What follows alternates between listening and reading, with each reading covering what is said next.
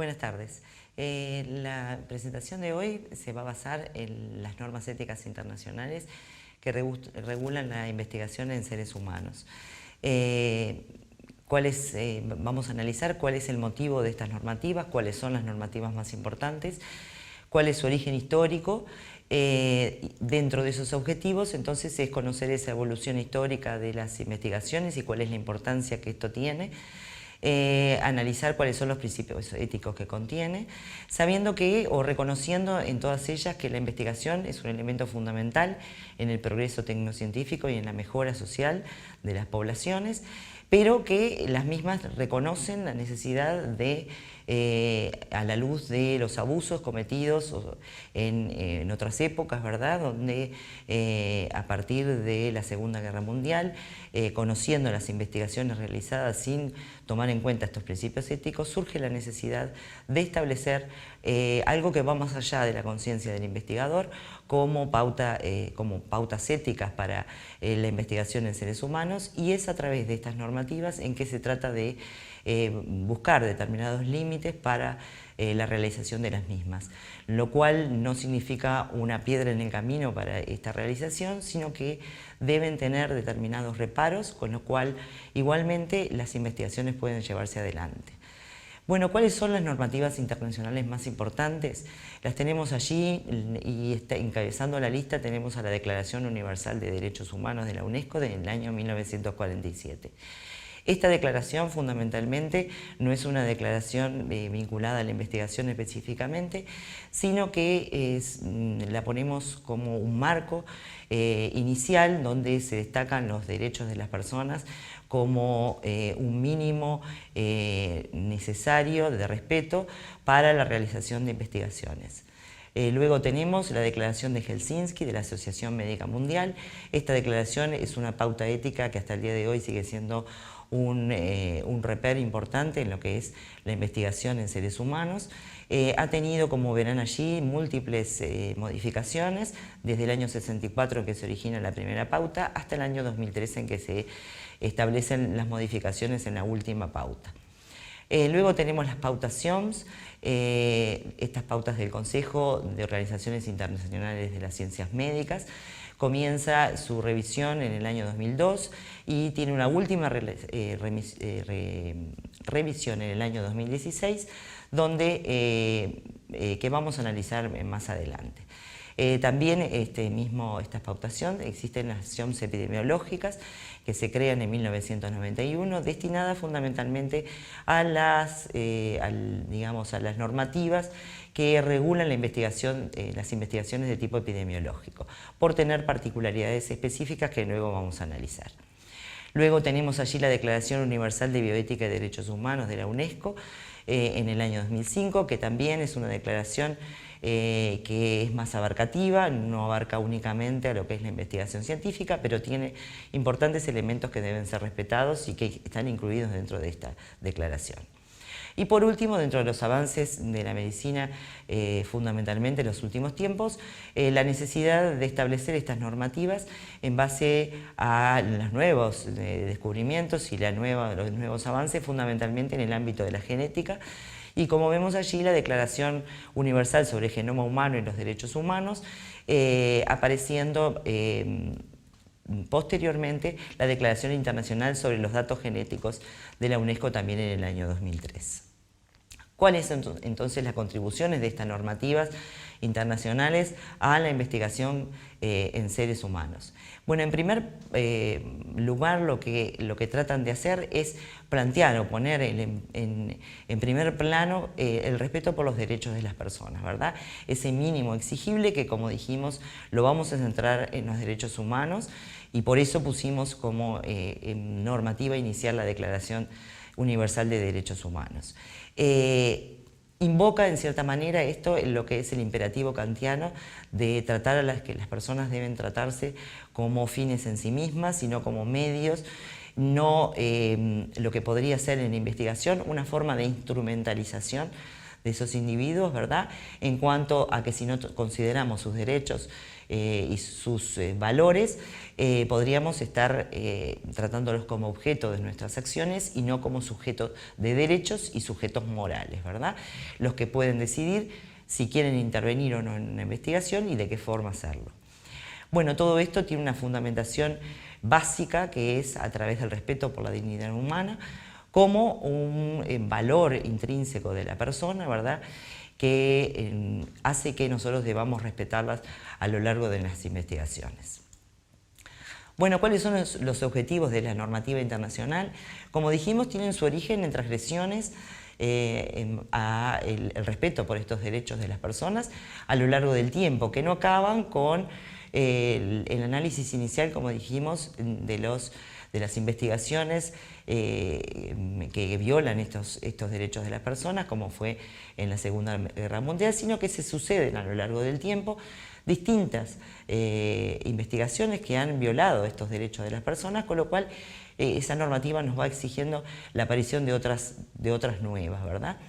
¿Cuál es el objetivo de estas normativas? El objetivo es fomentar la aplicación de las mismas, de estos principios que pretenden tener una consideración universal en los diferentes ámbitos, ¿verdad? En la educación, por ejemplo, para la realización de estas investigaciones, en los comités de ética de investigación, en las personas que lo integran para estar informadas de cómo deben analizar esos protocolos de investigación, y en los estados para promover determinados lineamientos legales que permitan proteger a esos sujetos de investigación.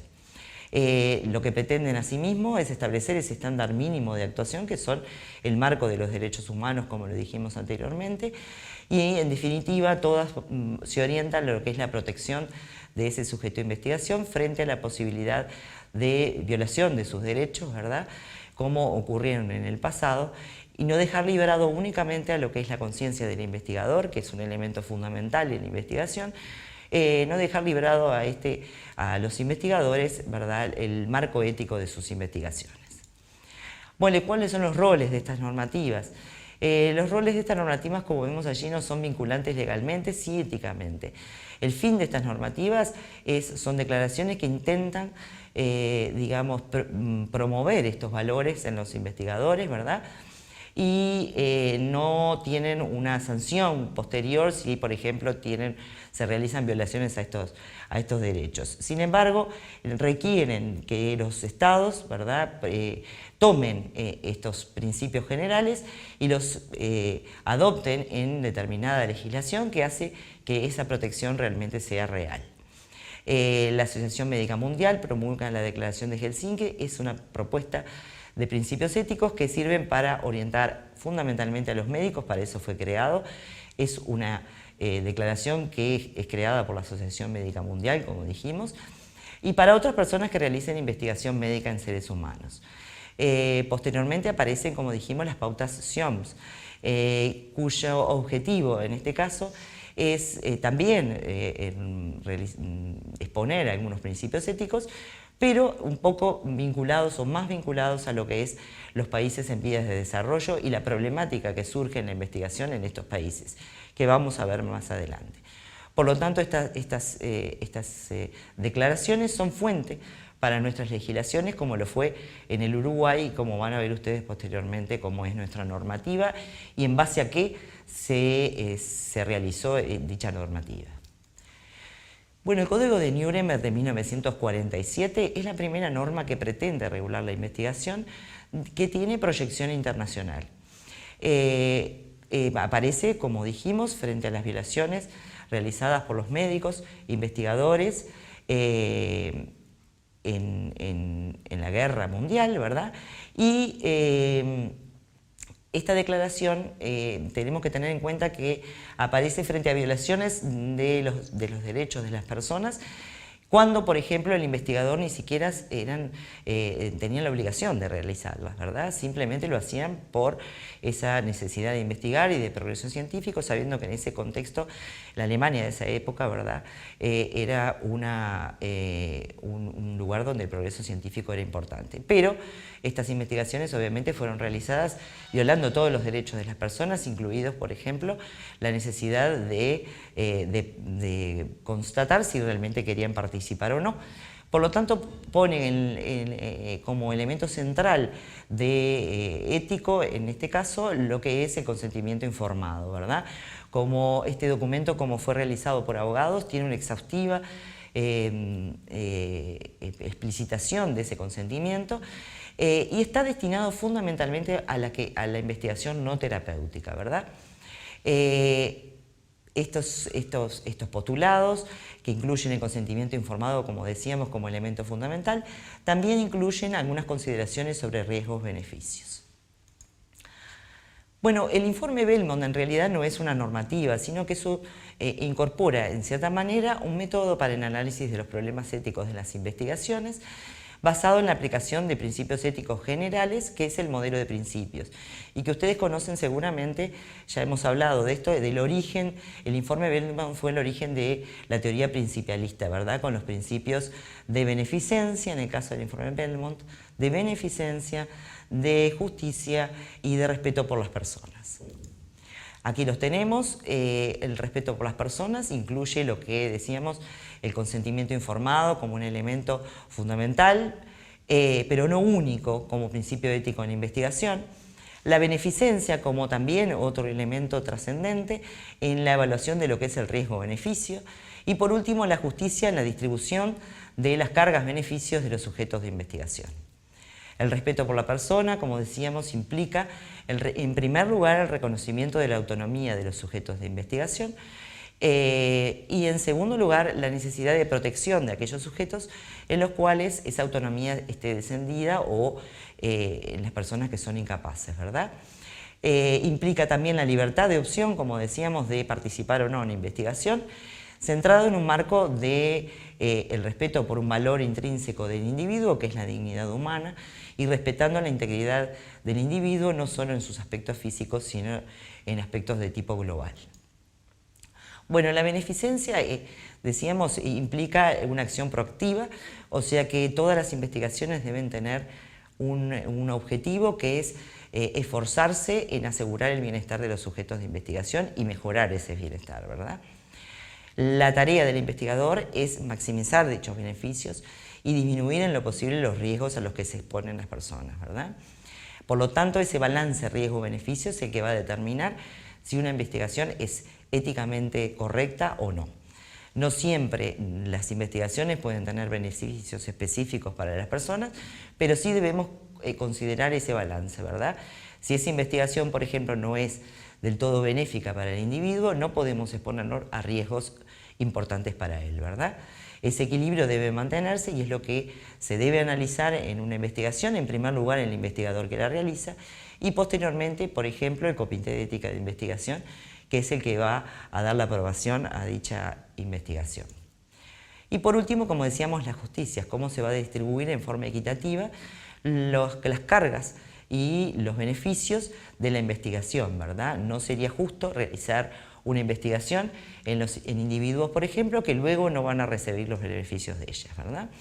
Por lo tanto, apostamos a lo que es la selección equitativa de esos sujetos de investigación y asegurar los beneficios que resulten de la investigación que nosotros estamos realizando para esos sujetos que son los que se expusieron a los riesgos anteriormente.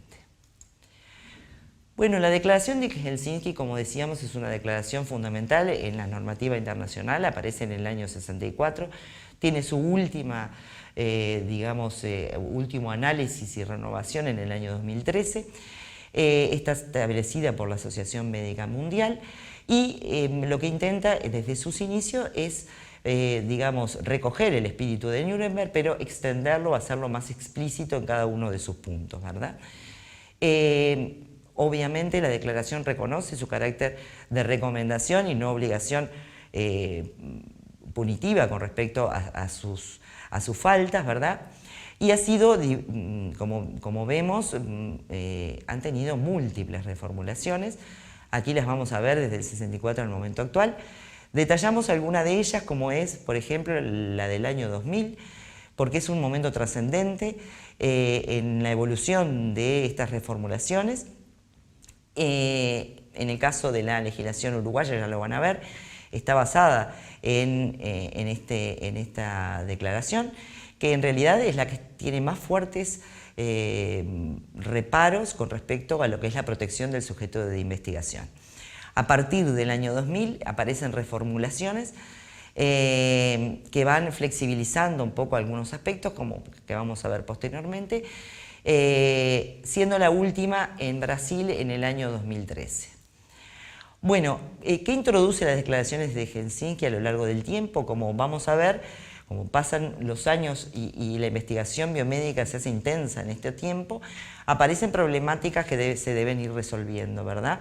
En primer lugar, ampliar el universo de los investigadores, no limitarlo únicamente a los médicos, sino a otras personas que pueden realizar investigación en seres humanos.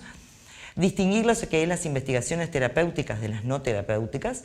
En esto el hecho pasa por si esas investigaciones tienen el objetivo de mejorar el bienestar del individuo con respecto a su tratamiento, por ejemplo, o aquellas en las cuales el individuo, el sujeto de investigación, no tiene que ver con el objeto de la investigación, ¿verdad? Y simplemente es un sujeto de experimentación que seguramente no va a recibir los beneficios de dicha investigación.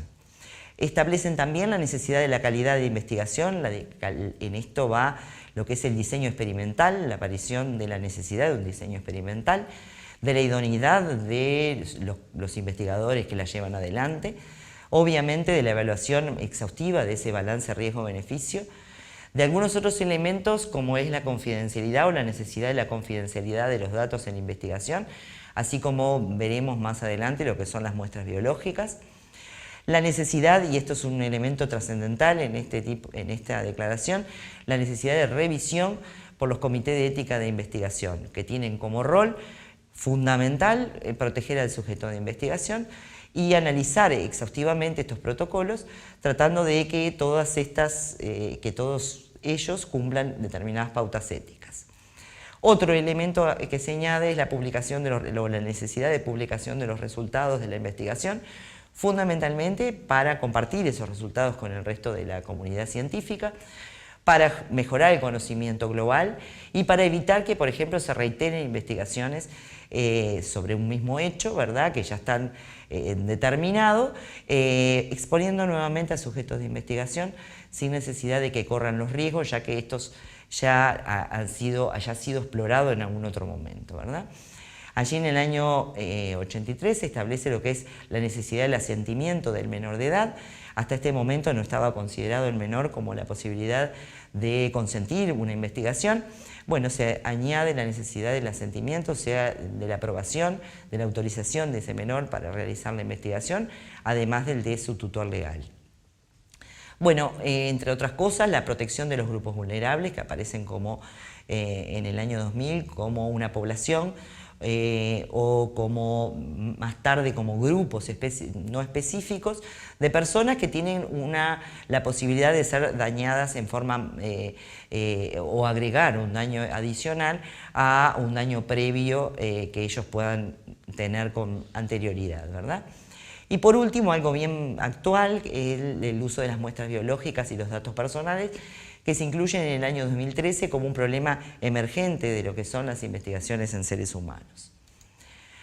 Bueno, los principios generales de esta normativa son promover y velar por la salud, el bienestar y los derechos de las personas, que deben prevalecer sobre el interés por investigar, obviamente, asegurar el respeto a todos los seres humanos para proteger su salud y sus derechos individuales, y tener bien claro que, como decíamos, la investigación nunca debe tener primacía por sobre los derechos o los principios, ¿verdad?, y los intereses de las personas sobre las cuales se investiga. Bueno, las reformulaciones de la Declaración de Helsinki las van a ver en un apartado especial posteriormente. Estas reformulaciones, decíamos que a partir del año 2008 comienzan a ser intensas y son vistas por muchos bioeticistas y muchas personas vinculadas a la investigación como una forma de flexibilización de estas normativas, fundamentalmente en algunos puntos como vemos allí: el uso del placebo, la obligación de proveer un tratamiento una vez que se finaliza la investigación y el beneficio esperado para el individuo y para la comunidad de dicha investigación.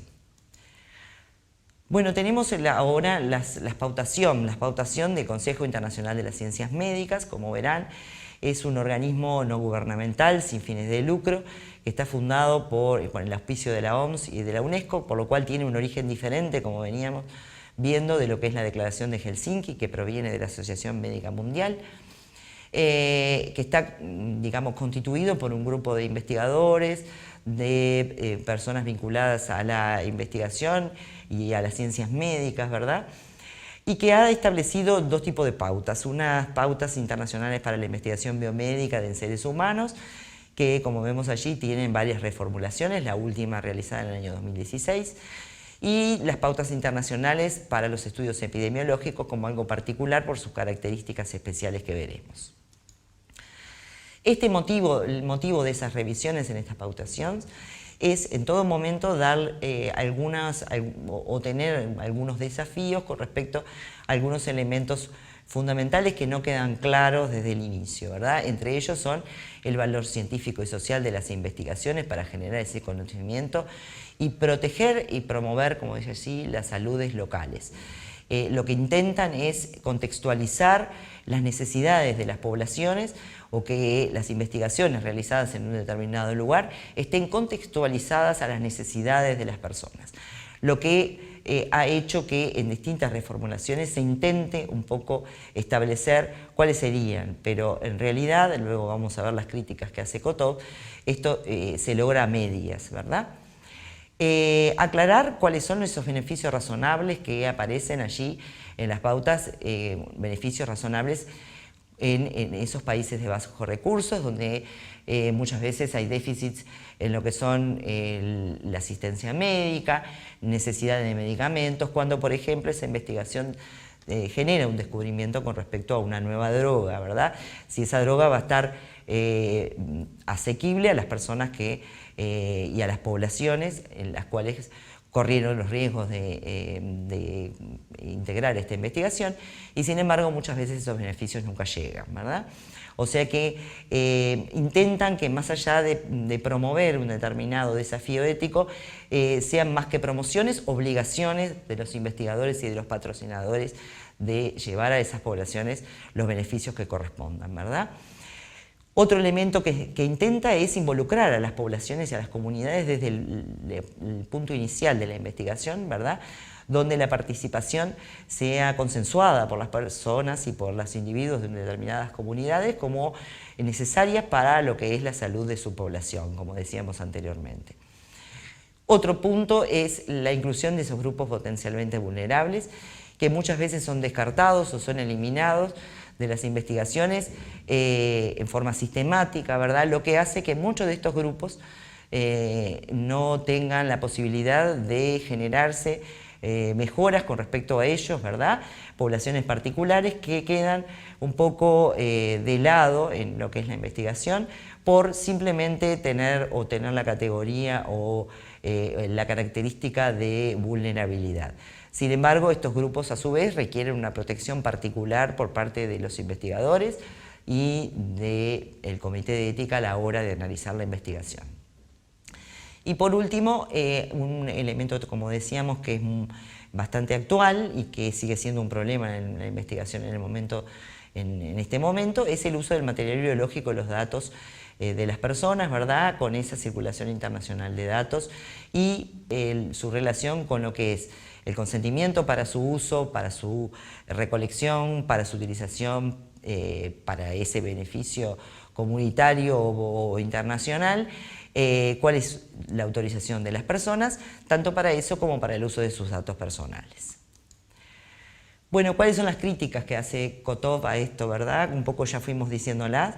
En primer lugar, un aspecto general que él plantea es que en estas nuevas pautas CIOMS 2016 seguimos con algunos elementos que no son obligaciones, sino que aparecen como un estímulo a que eso se lleve adelante o a que se promuevan esos aspectos éticos, pero en realidad no tienen un carácter de obligatoriedad, ¿verdad?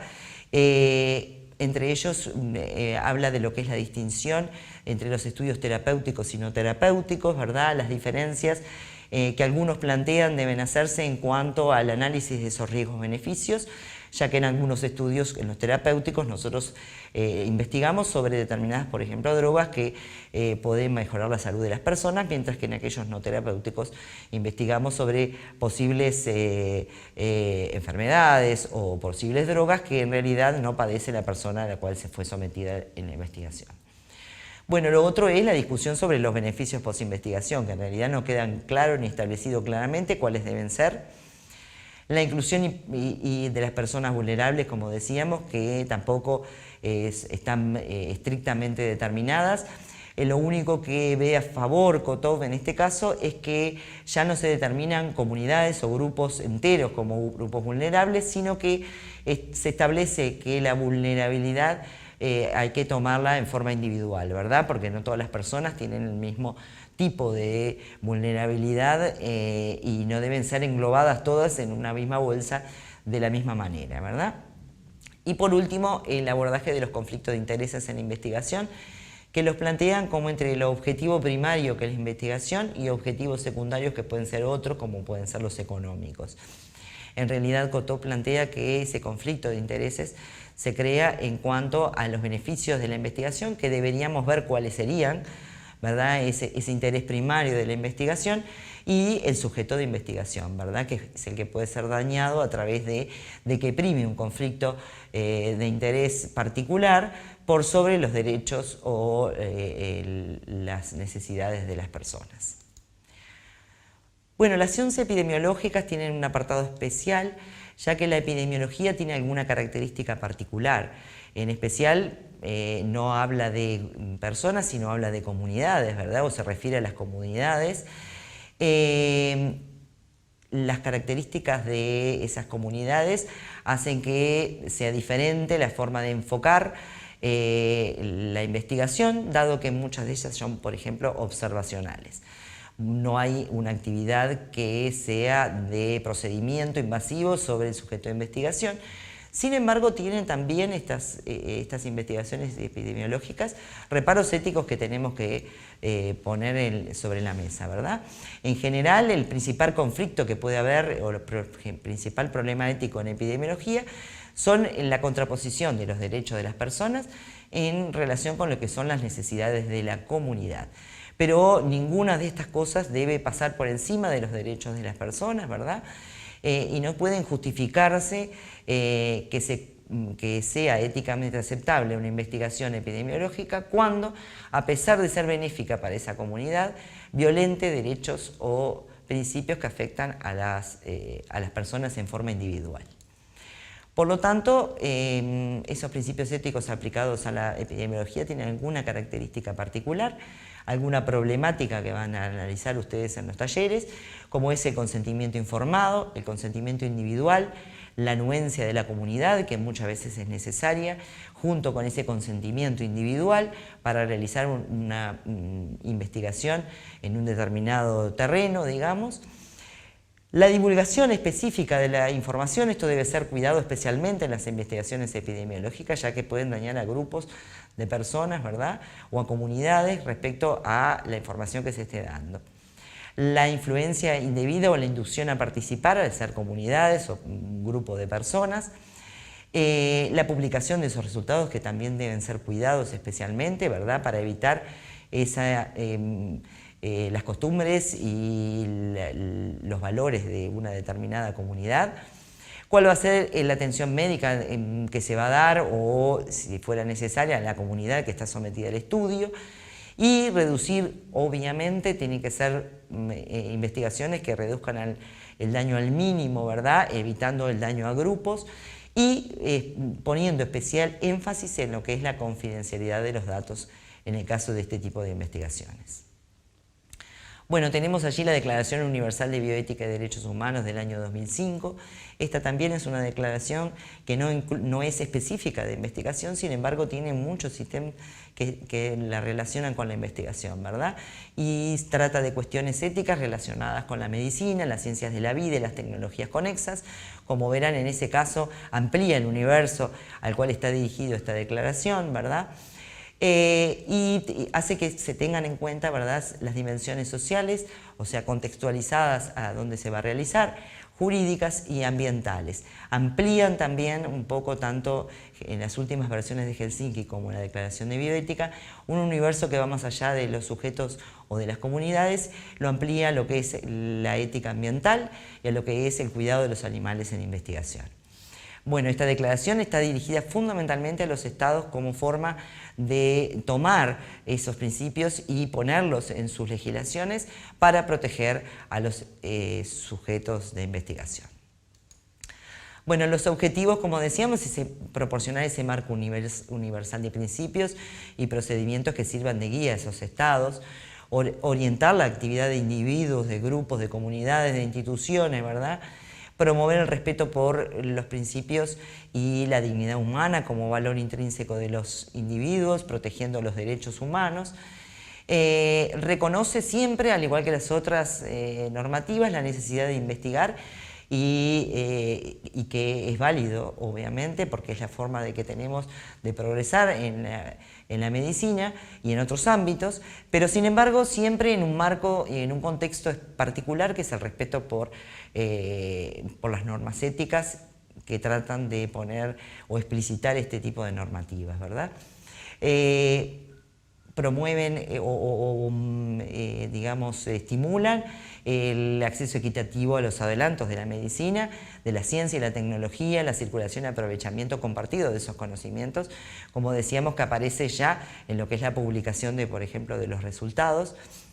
Salvaguardar y promover los intereses de generaciones presentes y futuras, como decíamos, en lo que es el respeto por el medio ambiente, y destacar la importancia de esa biodiversidad y su conservación, al igual que la protección de los animales.